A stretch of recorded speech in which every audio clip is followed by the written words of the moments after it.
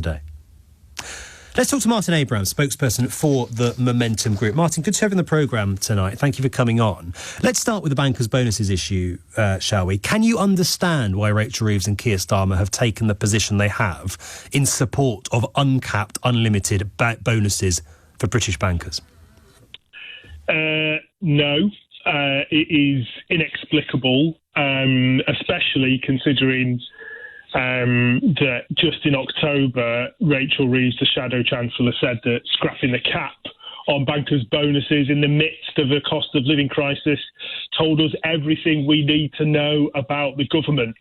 And fast forward 3 months, today she has said that Labour would not reverse scrapping the cap on bankers' bonuses. So what has changed in the space of 3 months? I mean, my view is what's changed is that the Labour leadership are desperate to cosy up to big business, to wealthy donors.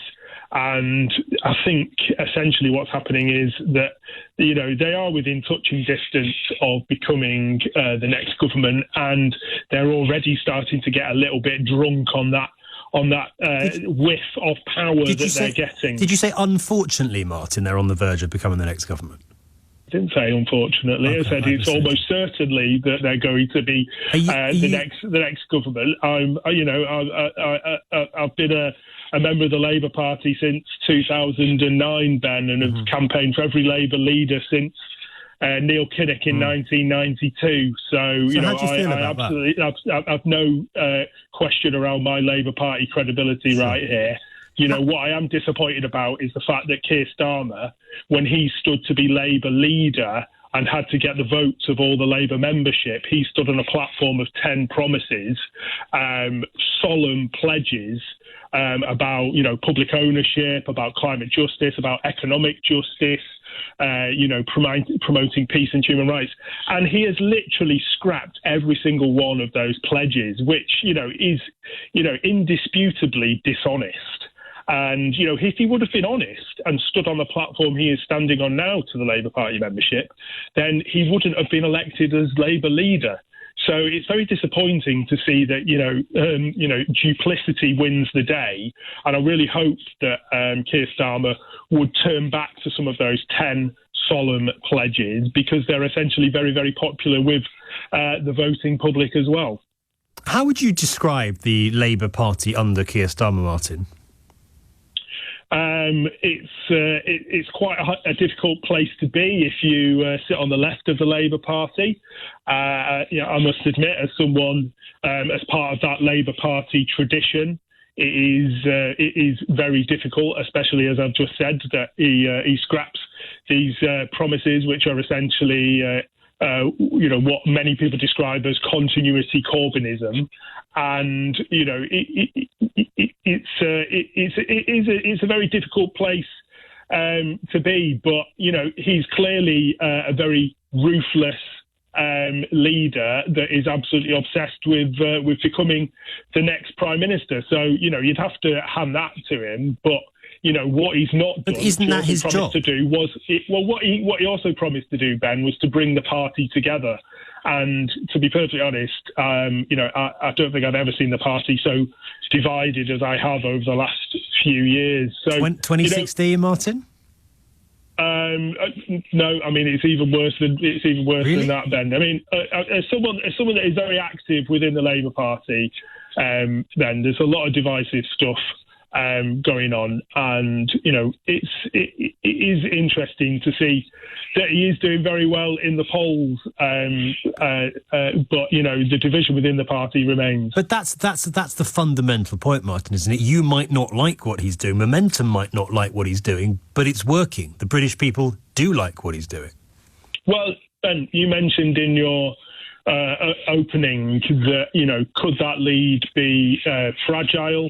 You know, that lead, could very well be fragile, and, you know, it remains to be seen what will happen in an election. But, you know, we desperately need a Labour government, but, you know, we desperately need a Labour government that will stand up for working people, that will promote redistributive policies, and that will, you know, stand up for, the socialist policies that the Labour Party was founded to undertake. But the British people didn't want those, Martin, did they? They were offered.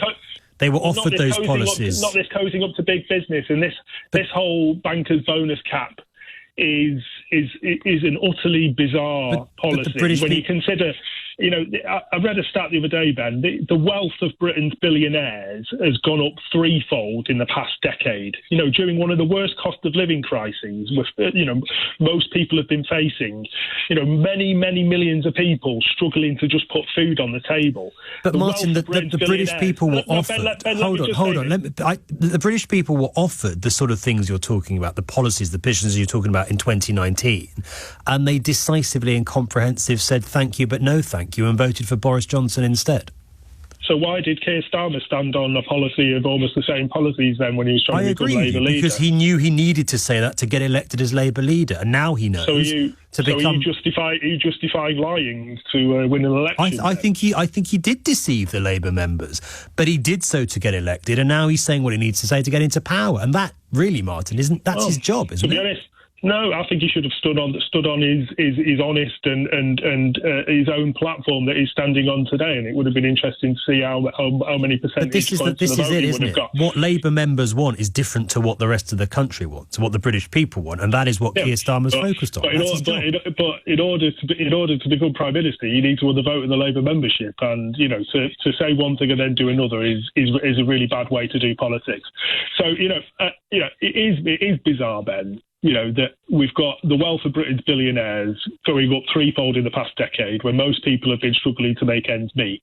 Billionaire wealth stands at 684 billion in this country. What the Labour Party should be calling for is, massive redistribution of that wealth and riches through wealth taxes and increased taxes on the rich. But instead, they're basically showing a mirror image of what the Conservative Party have offered for the past 14 years. So you basically want him to adopt the manifesto that was defeated 5 years ago? No, there should be wealth taxes. Just for a start. I mean, do you think, are you justifying the wealth of Britain's billionaires going up threefold? I'm not justifying anything, Martin. I'm simply pointing out. So what should we do about it? I'm simply pointing out that Labour has tried what you're talking about. It tried it twice in 2017 and 2019, and it lost both elections. But wealth taxes are a popular policy, Ben. So Labour has enough of a poll lead to come out and say, the wealth of Britain's billionaires is 684 billion now. We should get a bit of that so that normal people aren't struggling to put food on the table, and that local authorities aren't basically collapsing around us and crumbling and struggling to actually ensure Martin, society moves forward. Let me just ask you before we have to wrap things up about Keir Starmer's position on the Middle East. He's also faced quite a lot of criticism from Momentum, from other parts of the Labour Party on that. How would you summarise his handling, his response to what's going on in Gaza? Absolutely appalling. So, Ben, as well as being a spokesperson for Momentum, I'm a Labour Party councillor in South London, and I have a significant Muslim community in my ward, and I've had dozens and dozens of emails. I've had many meetings with local residents, and I've been to Friday prayers at the local mosque and spoken to hundreds of people, and there is palpable anger amongst many of the Muslim community in my patch. But let's just be clear, it's not just Muslims who are outraged, Ben. Anyone with a heart and a conscience is absolutely horrified at what is happening in Gaza at the moment. And the fact that the Labour Party cannot come out and say that we need a full and immediate ceasefire and an end to the violence immediately, rather than this semantic language around a humanitarian truce and a sustainable ceasefire, whatever that means, because those semantics essentially give Israel the space and the green light to continue what they have been doing for the last 115 days, which has led to 25,000 people dead, about 12,000 children dead, and basically the Israeli government and the Israeli state being reported to the highest court in the land, who are now being investigated for a plausible case of genocide. The Labour Party should be coming out much stronger and calling for an end to the violence and a ceasefire immediately. Martin, really great for your time. Thank you. Martin Abrams, spokesperson for Momentum. Keir Starmer not doing anywhere near enough, Martin says, to actually implement the values that Labour is meant to stand for. Wonder if you agree with that. Do you know what Labour stands for? And do you think that Labour's right to be worried, not just about the support it's lost amongst